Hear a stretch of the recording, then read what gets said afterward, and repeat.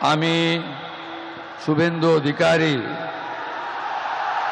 ঈশ্বরের নামে শপথ করিতেছি যে বিধি দ্বারা স্থাপিত ভারতের সংবিধানের প্রতি আমি অকৃত্রিম নিষ্ঠা ও আনুগত্য পোষণ করিব।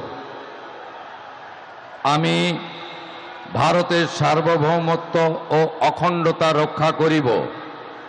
পশ্চিমবঙ্গ রাজ্যের মুখ্যমন্ত্রী রূপে আমার কর্তব্যসমূহ নিষ্ঠাপূর্বক এবং বিবেকসম্মতভাবে নির্বাহ করিব এবং ভয় বা পক্ষপাত, প্রীতি বা বিদ্বেষ রহিত হইয়া সকল শ্রেণীর জনগণের প্রতি সংবিধান ও বিধি অনুসারে ন্যায় আচরণ করিব।